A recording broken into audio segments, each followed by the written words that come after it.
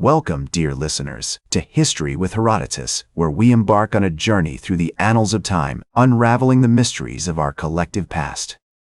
Today, we find ourselves in the realm of the rising sun as we delve into the fascinating tale of Tokyo, a city whose storied history spans centuries, from its humble beginnings as Edo to its current status as a modern capital. As we venture into the earliest history of Tokyo, we are transported to a time when the city was little more than a small fishing village nestled on the banks of the Sumida River. The year was 1457, and the village of Edo was about to undergo a transformation that would change its fate forever. It was in this year that Jite Doken, a loyal vassal of the Uesugi clan, began constructing Edo Castle, a majestic fortress that would serve as the seat of power for the future rulers of Japan. As we explore the historical context of Edo's development, we begin to appreciate the complex interplay of factors that contributed to its growth.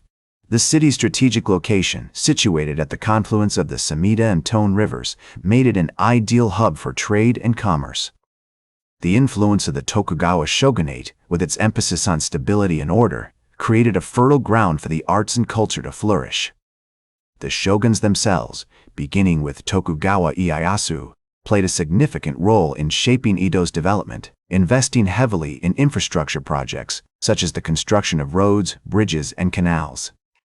One notable example of the Tokugawa shogunate's influence is the creation of the Edo Castle, which served not only as a symbol of the ruling elite's authority, but also as a catalyst for the growth of surrounding neighborhoods.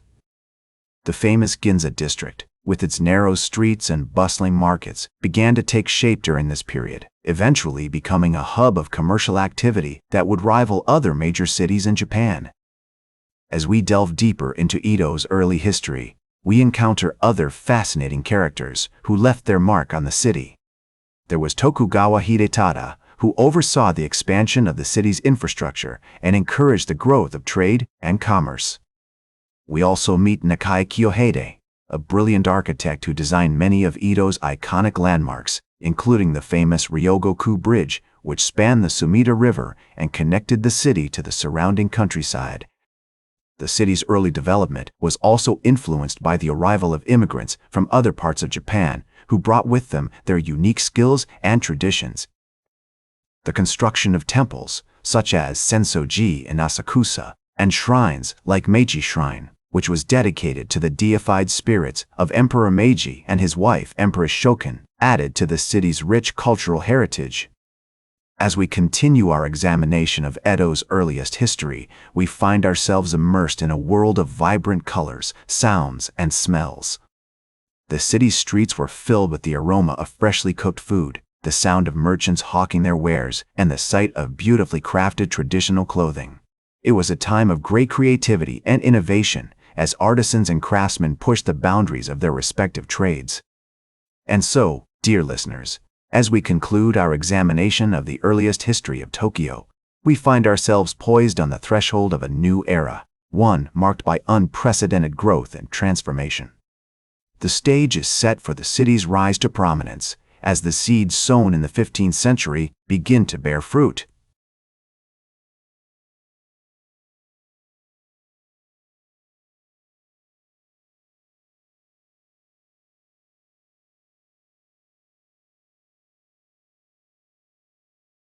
Welcome back to History with Herodotus, as we continue our journey through the annals of time, unraveling the mysteries of Tokyo's storied past. As we delve deeper into the 17th and 18th centuries, we witness the emergence of Edo as a hub of artistic and literary innovation. The city's streets are filled with the sound of ukiyo-e woodblock prints being carved, the smell of freshly inked paper wafting through the air, as master artisans like Hakusai and Hiroshige create some of the most iconic works of Japanese art. Theaters like the Nakamura-za and the Ichimura-za host performances of kabuki plays, drawing in audiences from all walks of life as the city's love affair with this traditional form of theater reaches new heights. One notable example of Edo's cultural achievements during this period is the development of the Japanese tea ceremony.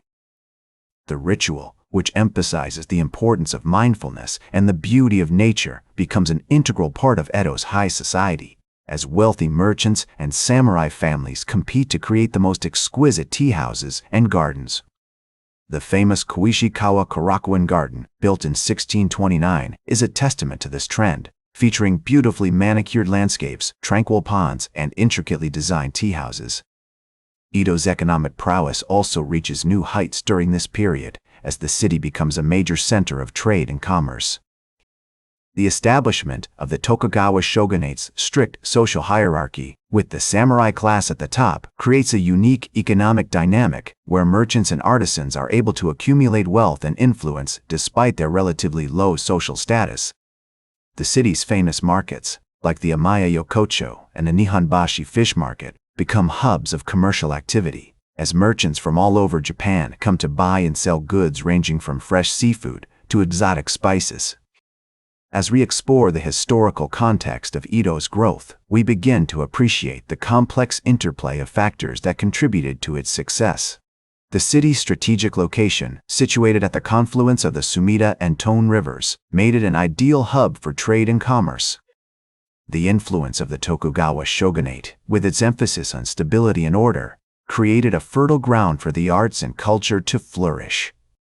The shoguns themselves, beginning with Tokugawa Ieyasu, played a significant role in shaping Edo's development, investing heavily in infrastructure projects such as the construction of roads, bridges, and canals.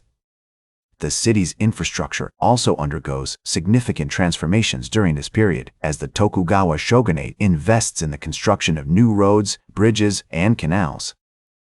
The famous Ryogoku Bridge, which spans the Sumida River, becomes a symbol of Edo's engineering prowess, while the city's network of canals and waterways facilitates the transportation of goods and people throughout the city. As we continue our examination of Edo's 17th and 18th century history, we encounter other fascinating characters who left their mark on the city. There was Ihara Saikaku, a brilliant writer who chronicled the lives of Edo's merchants and artisans in his novels, offering a glimpse into the city's vibrant culture. We also meet Suzuki Harunobu, a renowned ukiyo-e artist who created some of the most beautiful and intricate woodblock prints of the period. The city's culinary scene also flourishes during this period, as Edo becomes famous for its delicious cuisine, ranging from sushi and sashimi to tempura and soba noodles. The city's restaurants, like the famous Narisawa, become institutions, attracting visitors from all over Japan who come to sample the local delicacies. As we conclude our exploration of Edo's 17th and 18th century history, we find ourselves in awe of the city's remarkable achievements.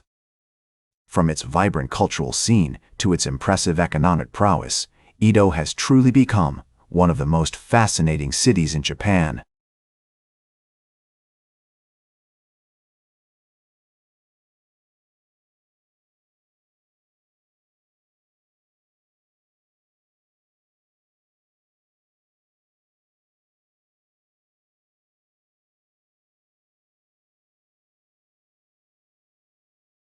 Welcome back to our podcast, as we conclude our journey through the history of Tokyo, formerly known as Edo.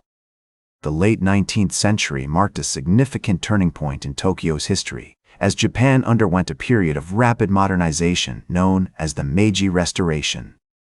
In 1868, the Meiji Emperor was restored to power, and the city began to undergo a transformation from a traditional feudal society to a modern, industrialized nation. The Meiji government implemented a series of reforms aimed at strengthening Japan's economy, military, and infrastructure, which had a profound impact on Tokyo. One of the most notable changes during this period was the introduction of Western-style architecture and urban planning. The city's narrow streets and traditional wooden buildings were replaced by wider, more modern roads and European-style buildings, such as the famous Imperial Palace, which was completed in 1888. This transformation not only changed the physical landscape of Tokyo, but also reflected the city's newfound status as a major international hub. The Meiji period also saw significant advancements in Tokyo's infrastructure, including the introduction of railroads, streetcars, and telegraph lines. The city's first railroad line, which connected Tokyo to Yokohama, was completed in 1872, and by the early 20th century, Tokyo had become one of the most well-connected cities in Asia. This expansion of infrastructure facilitated the growth of industry and commerce in Tokyo, cementing its position as Japan's economic capital. Another key aspect of Tokyo's modernization during this period was the emergence of new cultural and intellectual movements. The city became a hub for Japanese literature, art, and philosophy, with influential figures such as Natsume Soseki and Mori Gai contributing to the development of modern Japanese culture. The introduction of Western ideas and values also led to the establishment of new educational institutions, including the University of Tokyo, which was founded in 1877. The early 20th century saw Tokyo continue to grow and develop, with the city playing a central role in Japan's rapid industrialization and militarization. However, this period of growth was also marked by significant challenges, including the devastating Great Kanto earthquake of 1923, which destroyed much of the city and led to a major rebuilding effort. In the aftermath of World War II, Tokyo underwent another period of transformation as the city was occupied by Allied forces and underwent significant reconstruction efforts. The post-war period saw the establishment of a new constitution, the expansion of democratic institutions, and the emergence of Japan as a major economic power. Today, Tokyo is one of the world's most vibrant and dynamic cities, known for its unique blend of traditional and modern culture, cutting-edge technology, and world-class cuisine. As we conclude our journey through the history of Tokyo, it's clear that the city's transformation into the modern capital we know today was shaped by a complex interplay of historical events, cultural movements, and economic developments. From its humble beginnings as a small fishing village to its current status as one of the world's most influential cities, Tokyo's story is one of resilience, innovation, and determination. As the Japanese proverb goes, "Fall down 7 times, stand up 8, reflecting the indomitable spirit of the people who have shaped this great city over the centuries. That's all for today's podcast. Thank you for joining us on this journey through the history of Tokyo. We hope you've enjoyed exploring the city's fascinating past and gaining a deeper understanding of what makes Tokyo one of the most unique and captivating cities in the world. Until next time, sayonara. That's all for today's History with Herodotus. Remember to like,